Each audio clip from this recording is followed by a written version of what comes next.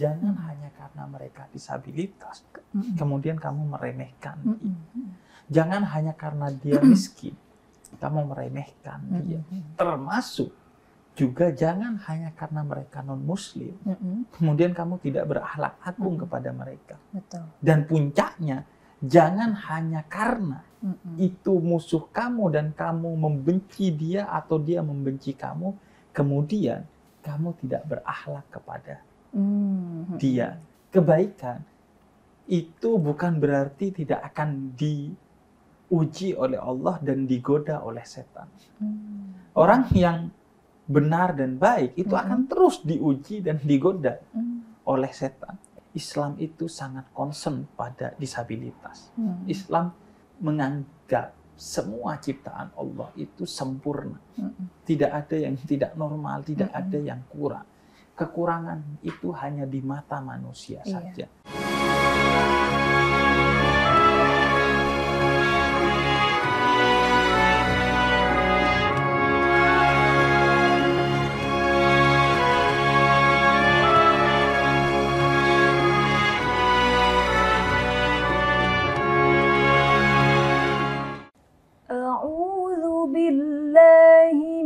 الشيطان الرجيم بسم الله الرحمن الرحيم عبس وتولى أن جاءه الأعمى وما يدريك لعله يزكى أو يذكر فتنفعه الذكرى أما من استغنى فأنت له تصدى وما عليك ألا يزكى وأما من جاءك يسعى وهو يخشى فأنت عنه تلهى Sadaqallahul azim. Alhamdulillah, baru saja kita menyimak bacaan dari ayat pertama sampai ke 10 dari surat Abasa.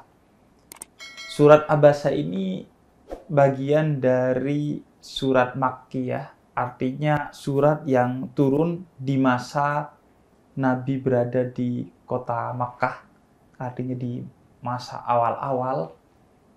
Dan salah satu ciri umum dari surat-surat Makkiyah, selain dia berbicara tentang akidah, dia juga berbicara tentang akhlak atau adab atau etika.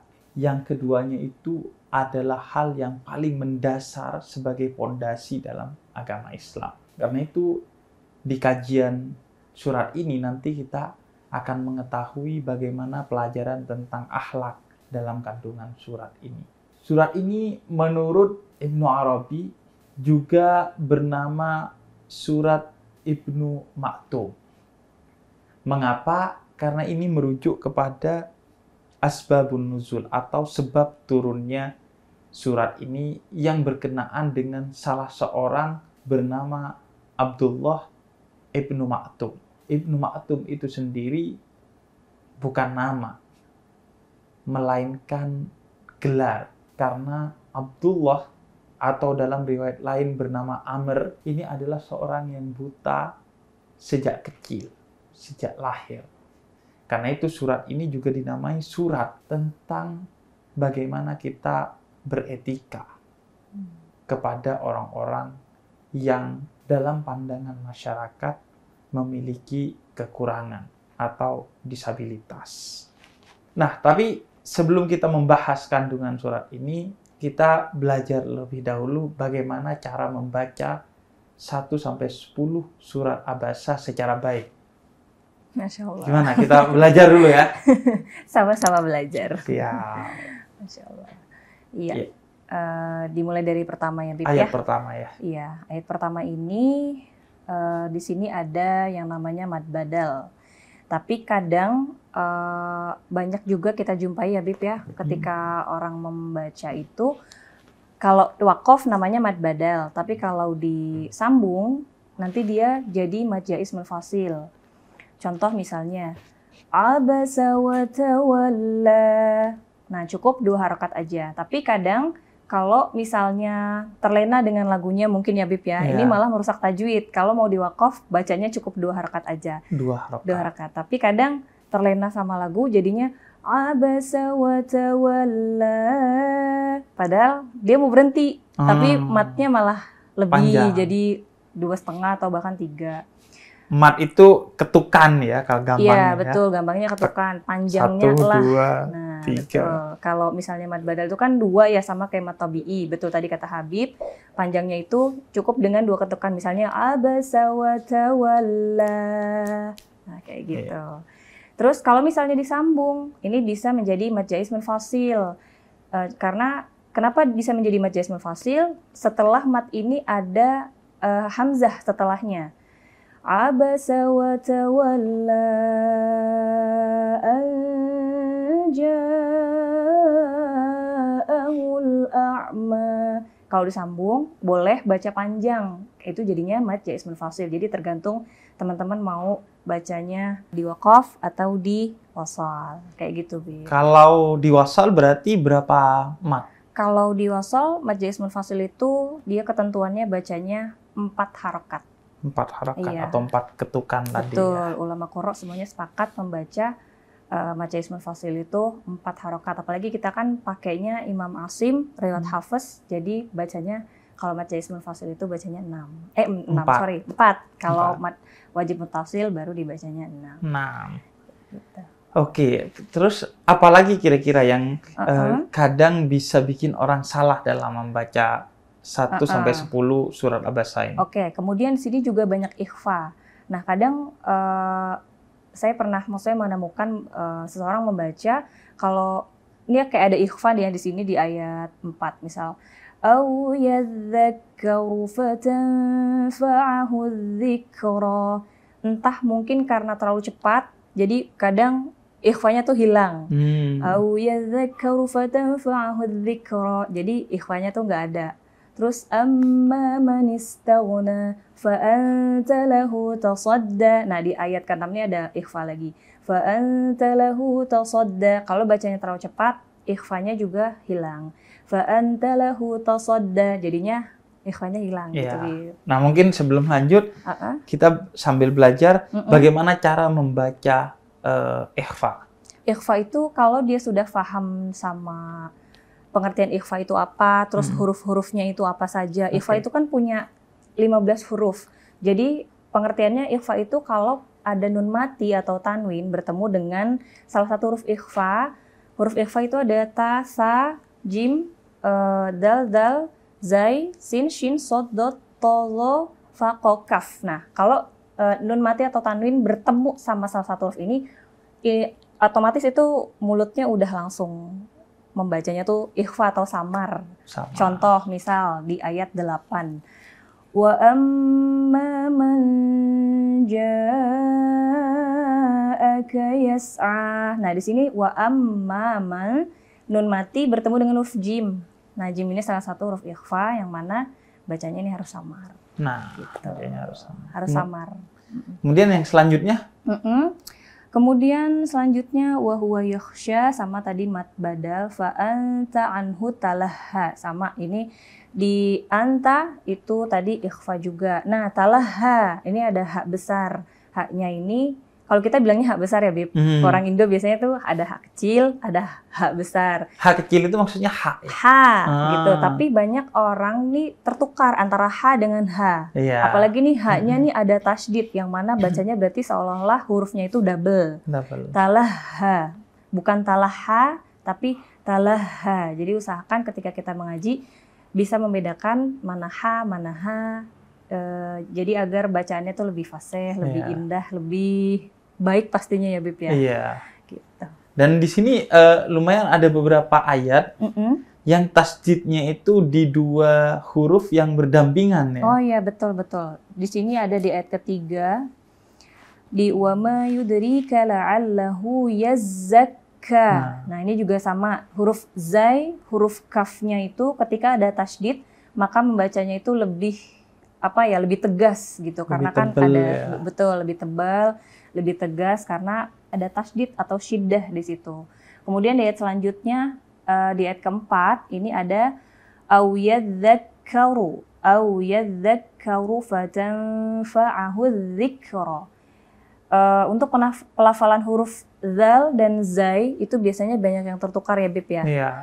Tertukar dengan huruf jim, bahkan misal kayak tadi wa ma yudrika la'allahu yajakka. Ini juga sama, banyak juga yang tertukar dengan huruf jim. Au yajakkaru.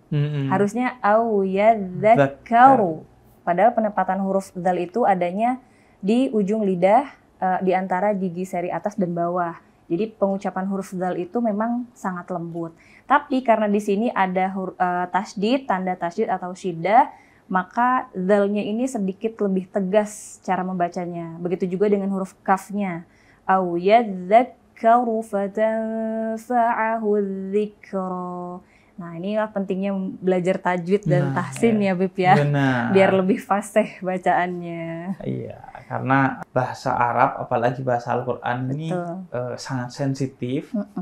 Kalau salah pelafalannya, salah arti ya Bib ya. Maka artinya bukan cuma salah, bisa bertentangan malah. Misalnya Bismillahirrahmanirrahim dan Bismillahirrahmanirrajim misalnya, itu beda titik doang. Iya, itu jauh banget. Dan maknanya dari pengasih dan penyayang menjadi pengasih dan terkutuk. Jadi memang itulah pentingnya belajar ilmu membaca Al-Quran, ilmu tajwid. Yaitu ilmu tajwid diantaranya yang paling mendasar. Dan yang lebih mendasar lagi sebenarnya belajar cara pelafalan huruf demi huruf dalam bahasa Arab sebenarnya, karena bahasa Arab itu ada ha dan ha, ada zal dan zai, ada jim, ada kha, ada jim dan lain sebagainya lah. Oke, sekarang kita akan masuk ke makna dari ayat ke-1 sampai 10 surat Abasa ini secara umum.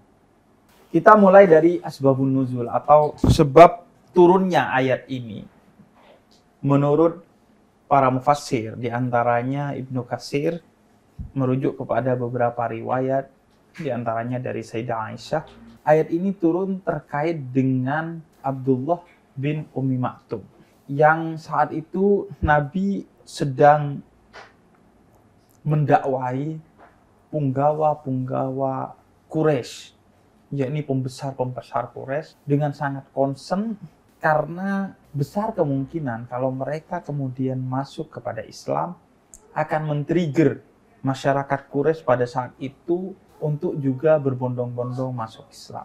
Nah, di tengah Nabi concern mendakwai punggawa-punggawa Quraisy ini, kemudian tiba-tiba Abdullah bin Ummi Maktum masuk untuk meminta beberapa nasihat kepada Nabi Muhammad. Nah, ketika Abdullah bin Ummi Maktum ini masuk, karena dia seorang yang buta, maka kemudian membuat suasana agak terganggu. Dan akhirnya Nabi melihat kepada Abdullah bin Ummi Maktum dan bermuka yang masam, yang kayak semacam menegur kepada dia bahwa ini lagi penting nih, lagi serius nih, maka jangan ganggu dulu. Maksudnya begitu ya? Iya, maksudnya begitu. Nah, karena itulah kemudian Nabi ditegur turun ayat ini oleh Allah melalui ayat ini tentang kenapa engkau, wahai Nabi Muhammad, yang dikenal sebagai uswatun hasanah, teladan akhlak yang agung, yang misi utamanya diantara adalah liutammima makarimal akhlak, menyempurnakan akhlak manusia. Kok bermuka masam kepada Abdullah bin Ummi Maktum? Jangan melakukan itu, karena itu adalah sesuatu yang tidak memperlihatkan kesempurnaan akhlak seorang Nabi Muhammad. Dan para mufassir, diantaranya Ibnu Katsir, sepakat bahwa yang dilakukan Nabi ini bukan dosa, sehingga tidak menciderai ismah atau keterbebasan Nabi dari dosa. Melainkan yang dilakukan Nabi ini adalah sesuatu yang kurang sempurna secara akhlak. Karena itu para ulama menyebut ini sebenarnya teguran yang bersifat ta'limiyah atau taklim atau tarbiyah, pendidikan tentang adab, bagaimana yang lebih baik seharusnya. Di antaranya Syekh Wahbah Zuhaili, salah seorang mufassir kontemporer, itu menyebutkan pada saat itu Nabi khawatir datangnya Abdullah bin Ummi Maktum yang tiba-tiba bertanya itu akan mengganggu dakwah Nabi ke pembesar Quraisy ini. Nah, ayat ini memberikan penegasan kepada Nabi bahwa jangan khawatir, mereka mau ikut Islam, nggak ikut juga nggak apa-apa. Jangan sampai kekhawatiran itu membuat kamu tidak beradab dengan sempurna sebagai seorang Nabi dengan akhlak yang sempurna. Itu menurut sebagian mufassir. Kemudian juga apa yang dilakukan Nabi itu menurut Ibnu Katsir juga sesuatu yang manusiawi sebagai seorang manusia biasa. Karena itu kalau ada orang yang ganggu kita kan gitu kan, wajah kita lah gitu kan, sebagai bentuk komunikasi agar jangan ganggu dulu, nih lagi penting. Bahasa tubuh ya, Bib. Bahasa tubuh, mimik muka. Ini hikmahnya, kata Ibnu Katsir dan para mufassir lain, diantaranya adalah menunjukkan bahwa Nabi ini adalah manusia biasa. Seperti kita. Sebagaimana disampaikan juga dalam ayat lain, bahwa Nabi itu adalah manusia biasa. Sehingga tindakan manusiawi itu menunjukkan bahwa beliau manusia biasa, dan akhirnya beliau mencapai akhlak yang teragung, yang karena itu beliau menjadi teladan. Nggak bisa orang bilang, oh ya itu Nabi. Enggak, beliau manusia biasa juga, tapi bisa mendapatkan akhlak yang teragung itu. Walaupun kita tidak akan pernah bisa sampai kepada tingkatan seperti Nabi Muhammad dalam akhlaknya, tapi paling tidak kita bisa mendekatinya, berupaya meneladaninya, karena Nabi juga manusia biasa. Nggak bisa kita bilang, wah kalau itu kan Nabi, nggak bisa. Nah itu hikmah pertama. Hikmah kedua menurut para mufassir adalah, ini menunjukkan bahwa Quran benar-benar dari Allah, bukan dari Nabi Muhammad. Karena di dalamnya ada kritik kepada Nabi Muhammad sendiri. Kalau memang ini buatan Nabi Muhammad, tentu seorang penulis buku nggak akan mengkritik dirinya sendiri di dalam bukunya sendiri. Nah, karena ini dari Allah, maka Nabi yang tidak sempurna akhlaknya, meskipun itu tidak dosa, dikritik oleh Allah Subhanahu wa Ta'ala. Dan sebenarnya ini sebagai media saja bagi Allah untuk mendidik umat Islam seutuhnya tentang bagaimana pentingnya menjaga akhlak yang agung. Karena itu kemudian di ayat yang lain, di surat An-Najm ayat ke-17, justru kemudian akhirnya Nabi dipuji penglihatannya oleh Allah Subhanahu wa Ta'ala. Ma zaghal basaru wa ma tagha, kata Allah. Sungguh penglihatannya Nabi Muhammad itu sangat perhatian dan fokus. Menurut para mufassir, asbabun nuzulnya ayat ini adalah Nabi yang fokus ketika di Sidratul Muntaha dalam melihat Jibril dan pelajaran-pelajaran yang diperlihatkan oleh Jibril. Tapi juga secara umum ini menunjukkan bahwa bagaimana Nabi ini ketika melihat seseorang itu sangat fokus. Detail ya, fokus. Sangat perhatian sebagai bentuk akhlak. Makanya kalau ada beberapa sahabat duduk sama Nabi, pas pulang semua cerita ke istrinya, Nabi kok perhatian banget ya sama saya hari ini. Saking Nabi itu gak ngelihat orang dalam memperhatikan, mau kaya, mau miskin, mau tampan, mau tidak, mau rapi atau tidak, semua diperhatikan oleh Nabi. Matanya itu penuh keadilan dan akhlak yang ada. Iya, benar-benar ngejaga ekspresi ketika lagi bicara sama lawan bicara ya, Bib ya. Betul. Begitu juga dalam kisah Nabi ketika mendapatkan anggur sebagai hadiah dari seorang nenek tua, yang ternyata anggur itu rasanya masam. Nggak enak, tapi Nabi makan semua dengan tetap seolah-olah anggur itu manis. Ekspresi mukanya nggak berubah, seolah-olah manis. Masya Allah. Dan itu yang kemudian ditanyakan oleh para sahabat. Nabi tumben dapat makanan, nggak bagi-bagi. Kata Nabi tadi makanannya asam. Kalau saya kasih ke kamu, takut wajah kamu berubah. Manusiawi kan? Orang makan kurma, atau makan anggur rasanya enak. Jadi memang penting banget dimakan sendiri oleh Nabi agar si nenek yang memberikannya itu tidak pernah tersinggung dan lain sebagainya. Nah, ini menunjukkan bagaimana akhlak Nabi sebagai teladan bagi kita. Betul. Dan dalam surat ini pelajaran penting yang juga kita dapatkan adalah pentingnya berakhlak secara agung kepada siapa saja. Betul. Termasuk orang-orang yang disabilitas. Jangan hanya karena mereka disabilitas kemudian kamu meremehkan dia. Jangan hanya karena dia miskin kamu meremehkan dia. Termasuk juga jangan hanya karena mereka non-muslim kemudian kamu tidak berakhlak agung kepada mereka. Betul. Dan puncaknya jangan hanya karena itu musuh kamu dan kamu membenci dia atau dia membenci kamu kemudian kamu tidak berakhlak kepada dia. Iya. Karena akhlak itu tentang dirimu sendiri sebagai seorang muslim. Benar. Yang itu dipertanggungjawabkan kepada Allah. Bukan karena orang lain. Makanya Sayyidina Ali Zainal Abidin, cicitnya Nabi Muhammad, pernah ditanya, wahai Ali, kamu ini saya lihat kepada musuh-musuhmu itu tetap memuliakanmu. Kenapa? Kemudian kata beliau, memuliakan orang lain adalah akhlakku. Memusuhi, membenci, dan menyakiti aku akhlaknya mereka. Ya biarkan mereka dengan mereka sendiri yang akan dipertanggungjawabkan kepada Allah, dan aku dengan akhlakku sendiri yang juga akan aku pertanggungjawabkan kepada Allah. Iya, Masya Allah. Jadi akhlak itu tidak bersifat transaksional dalam Islam. Bukan karena dia baik kemudian kita baik juga. Enggak. Walaupun dia gak baik, justru kita harus tetap membalas baik dengan ya, kebaikan ya. sebagai edukasi kepada betul. mereka. Tapi, jadi ini pembelajaran dari secara mendasar surat Abasa. Betul.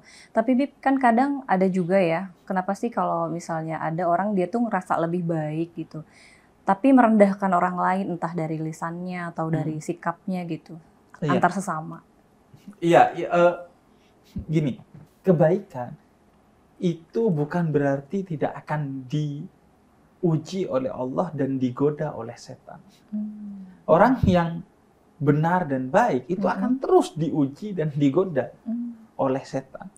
Nah, salah satu jebakan yang bisa mengenai orang yang benar dan baik adalah perasaan bahwa dia lebih dari yang lain. Sehingga dia kemudian merendahkan orang lain dan meninggikan diri sendiri. Padahal seharusnya kalau dia benar-benar baik dan benar, maka dia tidak akan pernah tinggi hati. Dia akan terus rendah hati. Karena itu bagian paling mendasar dari kebenaran dan kebaikan. Iya. Itu yang paling mudah digoda setan mungkin ya, Bib ya, melalui hati ya, Bib. Benar, karena itu ada kisah Syekh Abu Bakar bin Salim, salah seorang kekasih Allah, tokoh sufi spiritualis muslim dari Hadramut Yaman sana. Didatangi oleh tamu. Terus tamunya muji-muji dia terus. Akhirnya dia ambil sendalnya, kemudian dia lempar ke tamu itu. Dan tamu itu hilang.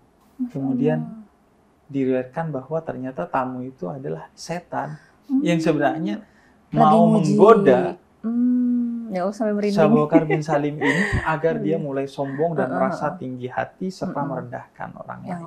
Digoda lewat pujian. Benar, karena itu salah satu ciri orang yang stabil imannya adalah dipuji maupun dicaci, nggak ada bedanya. Nggak ada bedanya. Mentalnya mental baja ya, Bib ya.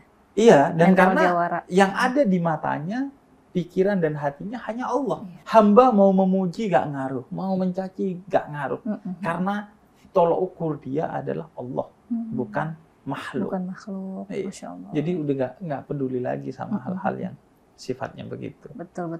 Terus kalau misalnya ada orang yang suka peres, kalau zaman sekarang mungkin sebutannya peres ya, Bib ya. Kayak suka mau menjilat, suka memuji, itu juga godaan juga ya, Bib ya? Iya, itu jebakan kepada kita. Walaupun niat dia sebenarnya baik, tapi bagaimana sikap kita itu yang akan menentukan. Kalau kita terbuai, minimal ketika kita terbuai, kita akan merasa sudah cukup dan akhirnya berhenti melakukan kebaikan. Ya Allah, atau berhenti meningkatkan kualitas kebaikan kita. Tapi kalau kita tidak pernah terbuai dengan itu, maka kita akan terus menambah kuantitas dan kualitas kebaikan dan kebenaran kita tadi. Nah, dari sini akhirnya Abdullah bin Ummi Maktum ini ternyata memang dimuliakan oleh Nabi Muhammad. Sehingga Nabi menunjuk dia menjadi salah satu muazzin Rasul. Masya Allah. Selain Bilal, Abdullah bin Ummi Maktum ini akhirnya diberi peran agung oleh Nabi menjadi muazzin. Ini juga menunjukkan bagaimana sikap Nabi yang begitu agung kepada siapapun sahabatnya. Betul. Nggak membeda-bedakan berdasarkan materi, berdasarkan fisik, atau berdasarkan apapun. Inna akramakum indallahi atqakum. Yang menjadi perhatian Nabi adalah ketakwaannya. Karena itu Abdullah bin Ummi Maktum dijadikan muazzin. Bilal bin Rabah yang direndahkan oleh orang-orang Quraisy jahiliyah pada saat itu, kemudian dimuliakan oleh Nabi dengan dijadikan muazzin Rasul juga, dan lain sebagainya. Itu juga pembelajaran dari Nabi Muhammad yang merepresentasikan Islam, bahwa Islam itu sangat concern pada disabilitas. Islam menganggap semua ciptaan Allah itu sempurna. Tidak ada yang tidak normal, tidak ada yang kurang. Kekurangan itu hanya di mata manusia saja. Tapi di mata Allah semua manusia itu punya lahir kelebihan. Secara sempurna, punya kelebihannya. Hanya saja pandangan kita yang tidak egaliter membuat kita memandang orang, jangankan yang disabilitas, yang nggak disabilitas aja dilihat dan dicari kekurangannya terus. Betul. Akhirnya nggak pernah kelihatan tuh kelebihannya. Tapi pandangan Nabi Muhammad mencari kelebihan di tengah samudera kekurangan. Ada orang kekurangan dicari, ini pasti ada kelebihan. Karena Allah itu maha adil bagi setiap hambanya. Jadi karena itu juga kemudian karena sikap yang begitu ramah, Abdullah bin Ummi Maktum ini begitu mencintai Nabi Muhammad. Insya Allah. Saking cintanya kepada Nabi Muhammad, beliau ini ingin mati syahid. Ya Allah. Tapi Nabi Muhammad melarang beliau untuk ikut peperangan karena beliau secara fisik tidak memadai untuk itu. Tapi akhirnya di zaman Sayyidina Umar ibn al-Khattab, dalam peperangan bersama pasukan Romawi, Abdullah bin Ummi Maktum ini jadi pemegang bendera. Dan akhirnya beliau mati syahid dalam salah satu peperangan bersama Sayyidina Umar ibn al-Khattab ketika itu beliau menjadi khalifah umat Islam setelah wafatnya Nabi Muhammad. Jadi ini kisah yang agung, ada banyak sekali. Betul. Tentang akhlak, sikap Islam pada disabilitas, dan lain sebagainya yang terkandung di dalam surat Abasa, khususnya ayat ke-1 sampai 10 yang kita baca pada kesempatan kali ini. Terima kasih, Chan, udah ngajarin kita membaca yang baik dan benar. Sama-sama, aku juga tahsinnya, dapat ilmu baru tajwidnya, nih, semuanya.